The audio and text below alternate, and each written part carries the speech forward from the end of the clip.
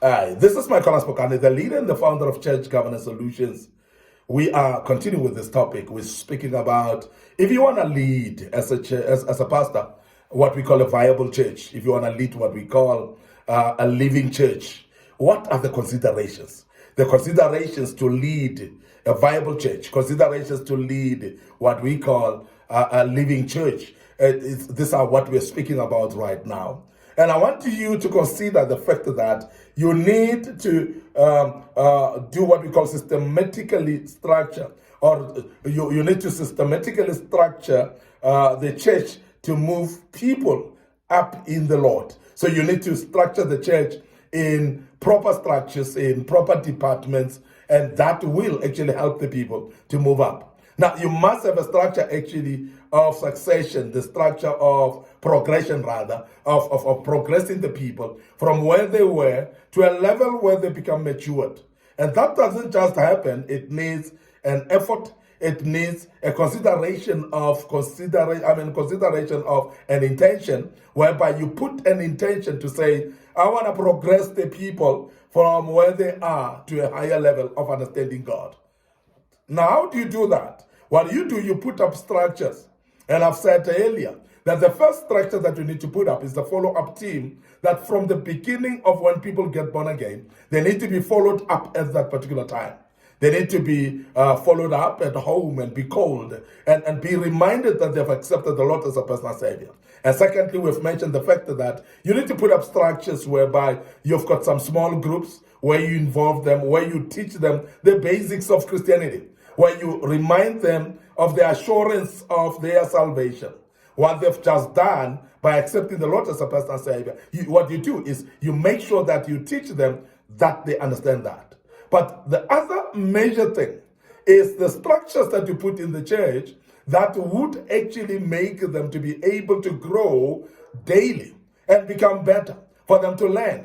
Bible study groups. It might be through a cell group meetings. It might be cottage cell groups or cottage fellowships that you make maybe in the neighborhood that might be there. It might be that you assign people to teach them one-to-one. That could be any type of a structure. But I want to emphasize that when you are putting these structures for the progression of the new believers, that becomes very, very important. And that becomes really very important because in smaller groups, they are able to ask questions. Remember that if you're going to rely on the pulpit, whereby people cannot even ask questions because they are listening and therefore picking their Bibles and going home, it becomes very limiting for them to grow. And majority of the people never grow because they rely on the pulpit preaching. And I want to emphasize that it's very important to take it up from the pulpit and put up structures systematically that will progress the people by teaching them the word. Please assign people that are matured, people that know the word, to be able to put up classes to teach these people so that they can progress and grow and become better and become matured as well. So progression of the people in the journey of Christianity. I want us to emphasize the fact that it's not an overnight thing, because this is a journey.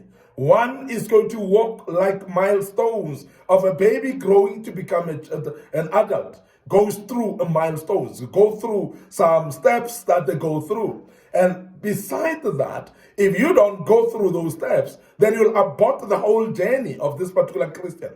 And that is why some of the young converts, they are not actually given opportunity to mature and grow. And therefore, when winds come, challenges come, temptations come, they wipe them away. And majority have actually backslidden because they've never had opportunity to grow. It is only through what we call systematically structuring the church in a way that people would actually fall back to where others are, so that they can have people that will encourage them, people that will actually untouchmentally lead them and guide them without judging them. That becomes very important. People that will encourage them even when they feel a bit discouraged.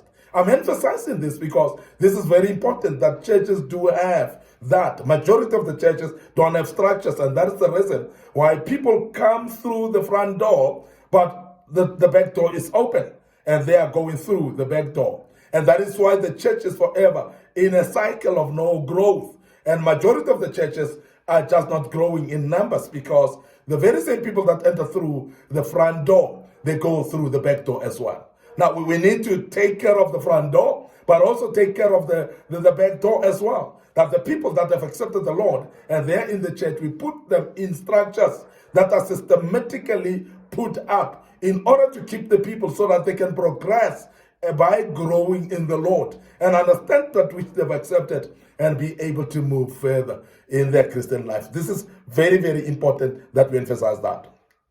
Secondly, you must systematically program meetings that will aid their spiritual growth as well. And I've seen churches that are just operating on a Sunday. And I want to say that if you operate on a Sunday only, people will not progress and grow. There must be a system of channeling the people to grow and putting them at a point where they would know that they need to take every step of the way in the journey of their Christianity in order to grow. There must be systems. There must be programs that are being put up, because those programs, when they are there, they are going to help the people to know that they can walk the path by the help of others. And that is why Bible studies, Bible teachings as well, they're very, very important in churches. And they must be isolated away from a Sunday service, the main service of Sunday. There must be classes that are conducted separately at a different time.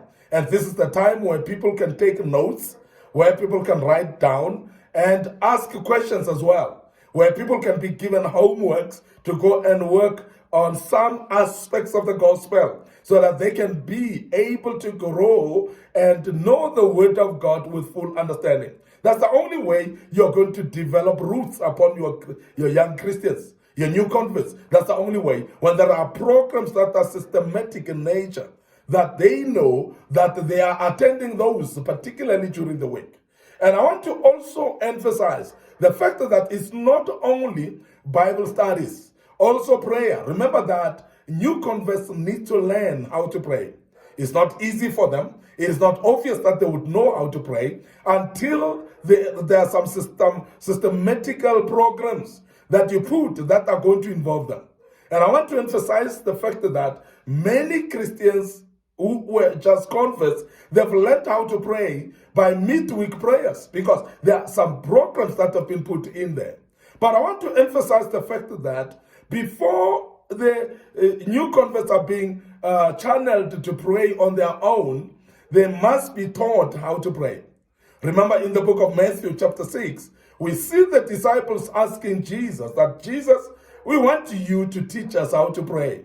And Jesus taught them the framework of prayer through our Father who art in heaven. And this is very important because people need to understand the framework of prayer and the need for prayer. They need to understand actually the implication of prayer. They need to know the importance of prayer. They need to know the outcomes of prayer. They need to understand prayer in totality.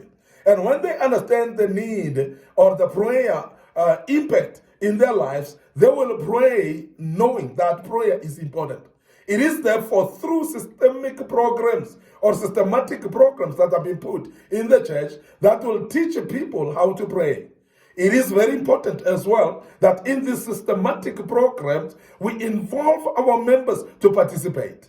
And we have seen many pastors complaining that they've got no committed members. And majority of the churches that are having pastors that complain about that is purely because there are no systematic programs.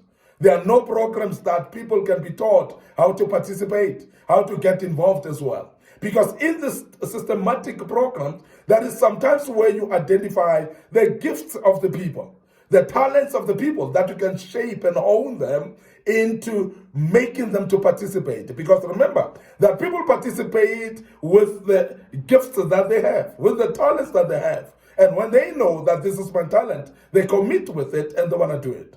But that needs to be identified by a leader. That must be exhumed by a leader. And when it is actually identified by a leader, it becomes very simple then for people to participate in church. We we actually blame people that they are bench warmers. We blame them that they are non-participating. We blame them that they are just parcels in the church. But I want to emphasize the fact that some of the people don't participate in churches purely because they don't know how to participate. They don't know what to participate in until someone identifies their gift and shape their gift and hone it and allow them then to participate with their gift. And that is when you're going to start to see people being committed in your church as well as a pastor. This is a consideration that I want to put forward for you as pastors, that please make sure that these systematic programs that you put up, they are very beneficial for the church. Let the church utilize that as a platform for the people to find an opportunity to grow. Let people know that they are given a platform to participate with their talents and their gifts, and let those gifts be shaped and be encouraged as well, so that they can be able to continue fellowshipping in the church and participating in the work of God through their gifts and talents as well. I want to end up here today, your host, Micornus, Phokane, the leader and the founder of Church Governance Solutions. Thank you very much for listening to us and being part of this great topic. And I hope that helps you and your church shall never be the same. But before I check out right now, I want you to remember our social media platforms. Micornus Phokane is a Facebook page, Church Governance Solutions, a Facebook page. Please like those pages. Make sure that you also click notification buttons on those pages. Don't forget our YouTube channel as well. There are 2 YouTube channels that we have. One, Micornus Phokane. The other one is under Young Men Empowerment Forum. And we have posted very beautiful materials there that will turn your life around, that will turn the church, your church life around as well. So please, as a pastor, visit those platforms. Make sure that you subscribe to our YouTube channel and become part of that as we post some materials in that platform. May the good Lord bless you. Your host once more, Micornus Phokane, the leader and the founder of Church Governance Solutions. We're checking out right here, and allow me to say cheers for now.